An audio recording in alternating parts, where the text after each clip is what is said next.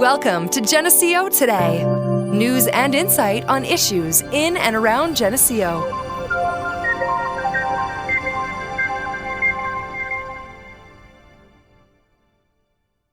Welcome to Geneseo Today, the show where we talk about anything and everything Geneseo. I'm your host, Carolyn, and today I am joined by the Big Tree co-CEO, April Haynos. How are you doing today? Really well. How are you? I'm all right. Thank you for asking.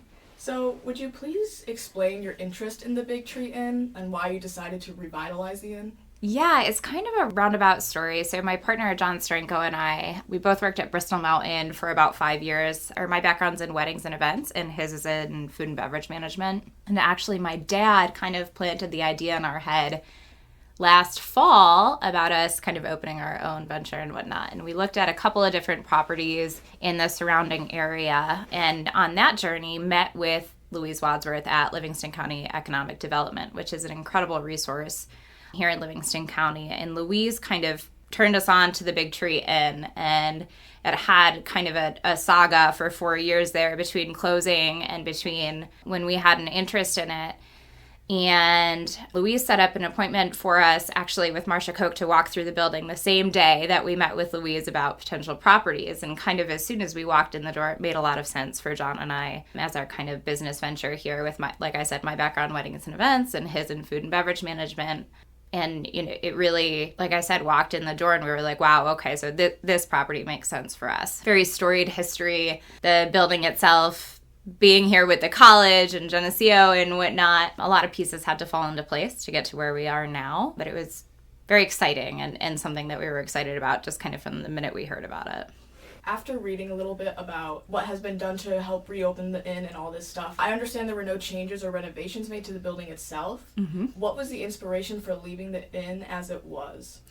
Yeah, I mean, the inn holds so many memories for so many people. And the college, throughout their ownership, they invested a lot into the inn. You can tell as you walk around with what they did with the inn rooms themselves and kind of infrastructure in terms of equipment and whatnot. So it didn't need any renovations per se. We really wanted to kind of keep it true to character and true to the memories of everybody. Sure, down the ride, we might make some aesthetic updates and whatnot, of course. But I think people appreciate the nostalgia when they walk in. So many people walk in and say, oh my goodness, this looks just like when I had my anniversary here, or just like when my daughter got married here. And for us, it's important that it stays true to the history of the building. And then also, you know, that people can recognize it when they walk in. What challenges or obstacles were faced when working to revive the Big Tree? What was the process of opening like? Yeah, so Mr. Busey and Mr. Saunders have been, you know, incredible stewards of the building since they purchased it,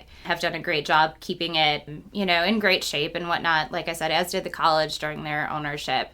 So while we didn't have to do a lot physically, other than a lot of cleaning, you know, buildings don't like to sit for 4 years. And of course, equipment doesn't like to sit either. But it's also a large building and it's a large undertaking. So John and I really had to spend a lot of time looking at the finances of the project and making sure it was a sustainable business venture.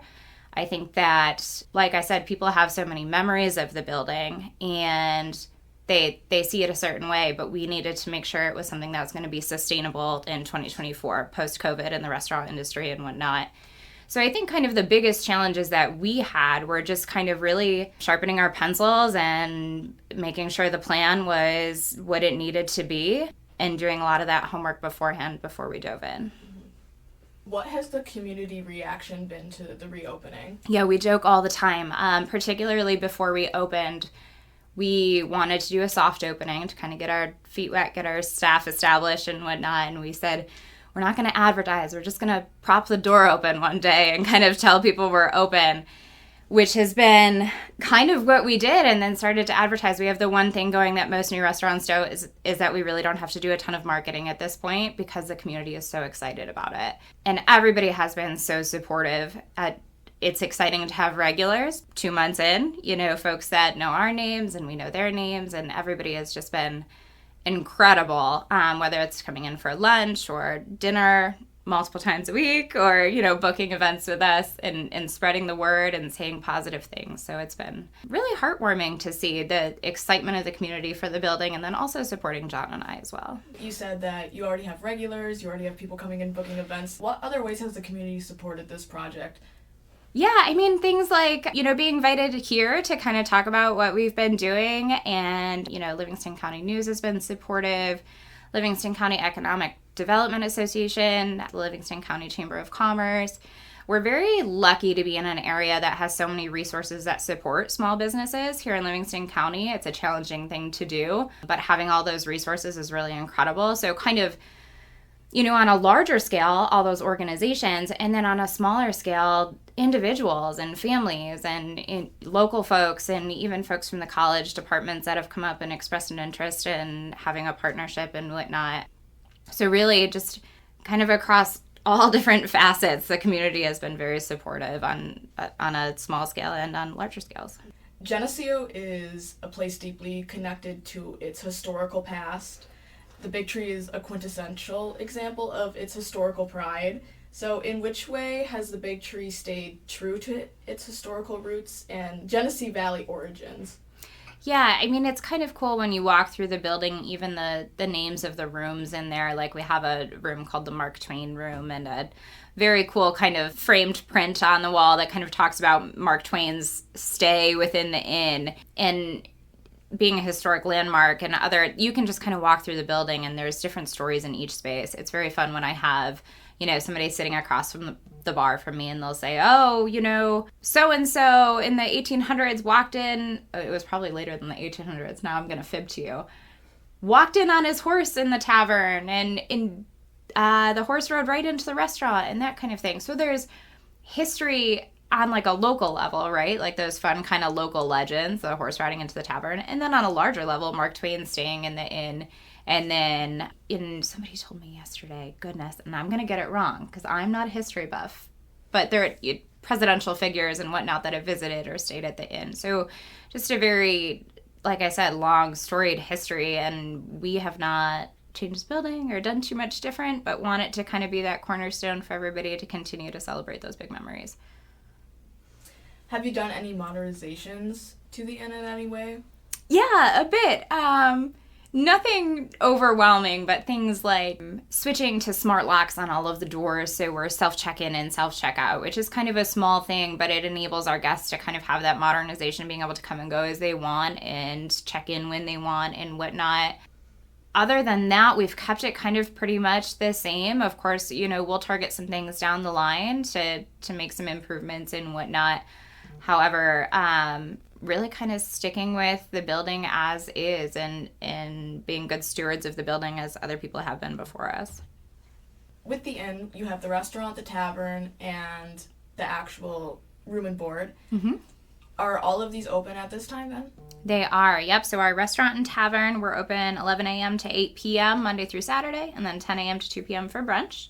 I have 8 inn rooms up there, which are all currently available to be booked. And then we have event space for up to 200 people. So kind of 3 pieces to the business, and we're full on with all 3.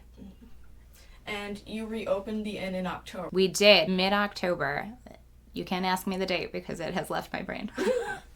Have you seen a lot of people making efforts to book? Lots of people coming in to have dinner, have lunch, stay overnight, just see the inn in general? Yes, for sure. Particularly over the next couple of weeks, we have a lot of folks coming in to celebrate like holiday lunches and whatnot. Something that surprised me was that events, just the nature of events, typically have a longer lead time. When you're thinking about a wedding or a large event for folks, it's usually several months or even years out. And the excitement and the response from the community to book the event space was kind of full on right from the start, which was very exciting. I was expecting that to be further down the road, which was a little disappointing to me because events are my wheelhouse. So I was like, okay, I have to be a little bit patient to be able to do the thing that I'm really passionate about. But I've definitely been surprised and appreciated how much people have wanted to book events. So we've had kind of a busy November, a busy December. The inn rooms have gotten off to a little bit of a slow start and then are getting busier. I think kind of as people discover them, that will ramp up a little bit. And then our lunches and dinners have really been quite busy. So we're very excited by the response from everybody. If you are just tuning in now, this is Geneseo Today, and I'm joined by April Haynos, the co-CEO at the Big Tree Inn. We were speaking about the reopening of the inn, the challenges, and the community excitement that comes with it. I kind of want to turn to not a more negative topic, but kind of why the inn closed and the struggles that Geneseo is facing. So, strains within the hospitality industry and the COVID-19 pandemic were credited with the initial shutdown of the inn. So, there are current strains on Geneseo with, more storefronts on Main Street closed in a really long time, and the obvious decrease in enrollment at the college plays a huge part into it. How do you think these challenges have affected the Big Tree both in the past and now? Yeah, I think it was probably especially challenging for the college, and of course I don't want to speak to anything that I don't know a ton about, but being so closely connected to the college while they owned it, seeing a decrease in enrollment, and then certainly COVID was challenging for everybody, I'm sure, from a college standpoint, and then also from a hospitality standpoint, to kind of bring those two together. It's kind of a double whammy on challenges there. Post-COVID hospitality industry is certainly very different than it was in 2019. Something that I think is tough is a lot of these big older establishments, like I said, have a lot of memories. A lot of people expect a certain thing when they walk in the doors. So to modernize it, even when you're talking about menus and price points and whatnot, to take a menu item that may have been on a menu in 2019 and then to present it in 2024, it's going to look very different. Food costs and all those kinds of things, price point. I can only imagine, having something that has been established for a long time, people expecting one thing, trying to reintroduce that in a way that's sustainable for, post-COVID is challenging. So something that we have the benefit of is we're kind of new, right? So like when we walk out our menu, they're not necessarily comparing it to something we were doing 2017, 18, 19, before things had to modernize and change and become sustainable for 2024. So I'm sure they faced a lot of challenges in that way. Obviously, it was difficult for everybody in that year. And I think Main Street is kind of poised for a comeback a little bit. I attended Geneseo 09 to 13. And, when John and I were looking at this project, we spent a lot of time on Main Street in the winter last year to kind of get a feel for what things felt like. It feels very different than when I was here in 09-13. Quieter in the evenings. I remember going to Mamma Mia's for slices into the wee hours of the morning.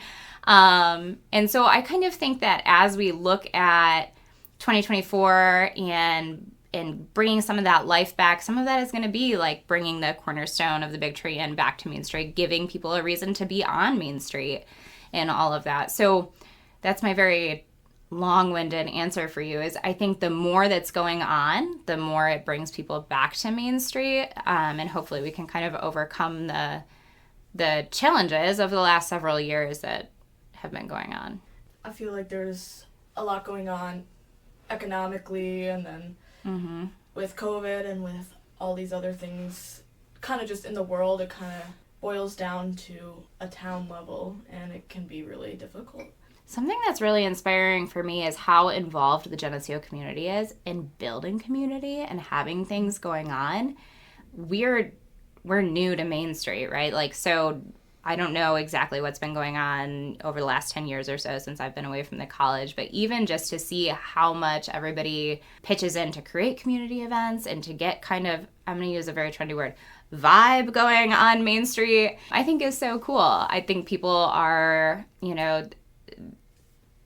creatures of habit in one way, and also kind of go with the crowd. So when you say to folks there's something going on, it brings more people in because they see other people coming in to do that thing. So very cool. Lots of cool people getting on the ground level of getting events going, getting activity going, making things more exciting. The more we have to talk about, the more we have going on, I think the more people will support and get out and enjoy those activities. Yeah, Geneseo definitely has a lot of community-centered things going on. I mean, the Jam Kitchen at the Riviera, the gallery, they do Workshop Wednesday, and then they just have all these projects you can do. They have a community artist come in once a month, and they showcase all their stuff. I mean, the businesses on Main Street are great. They're so lovely. And in the Wadsworth Homestead, you have all those just events you can do there, and the free concerts and stuff like that. So, yeah, they have lots of great things, and I think it's really awesome that they are trying to build that community. And after the COVID-19 pandemic and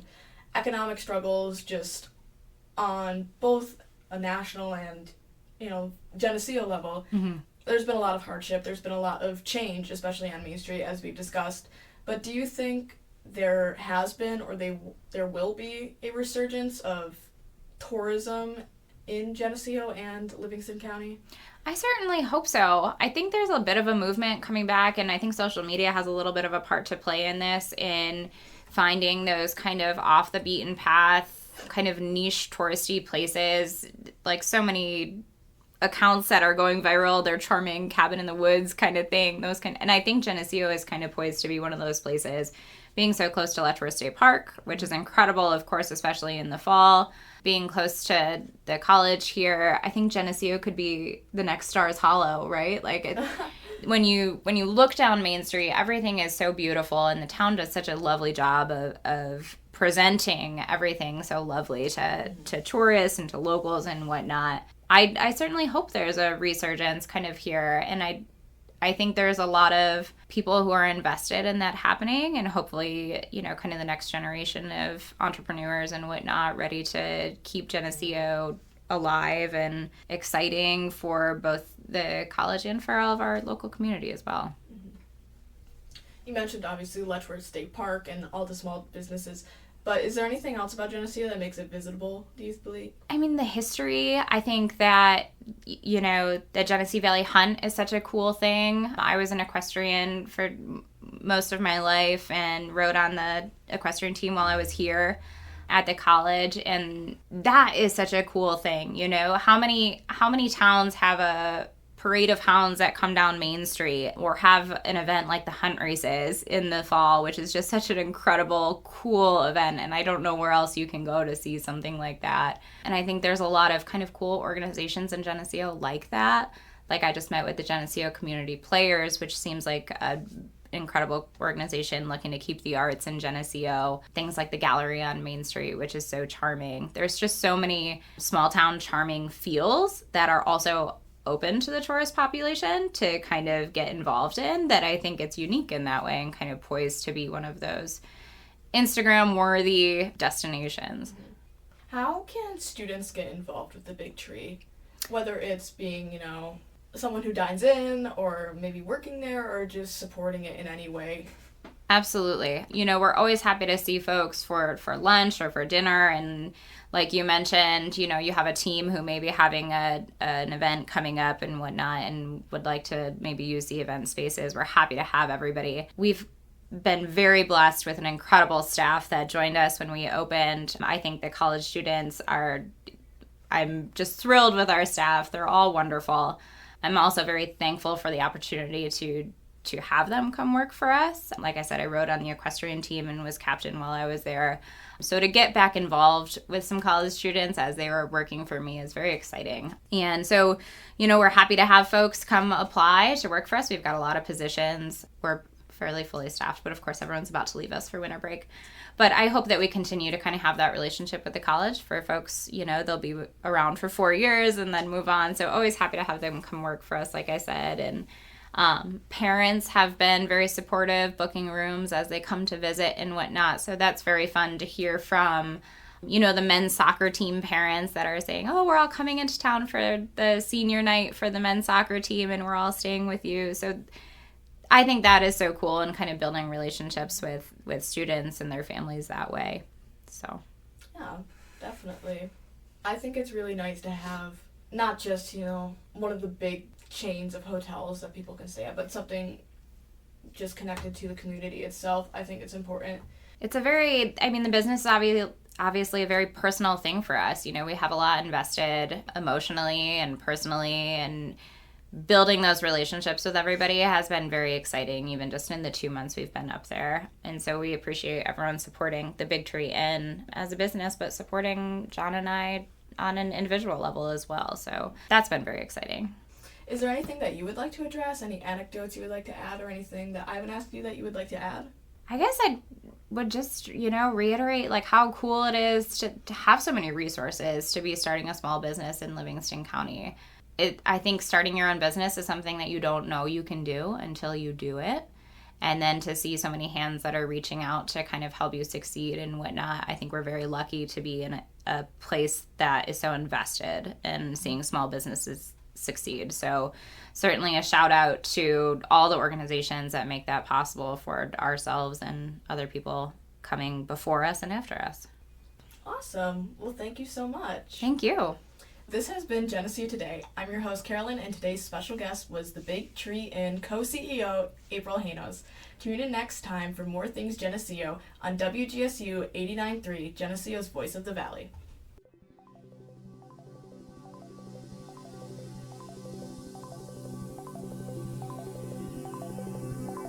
Thanks for listening to Geneseo Today. News and insight on issues in and around Geneseo.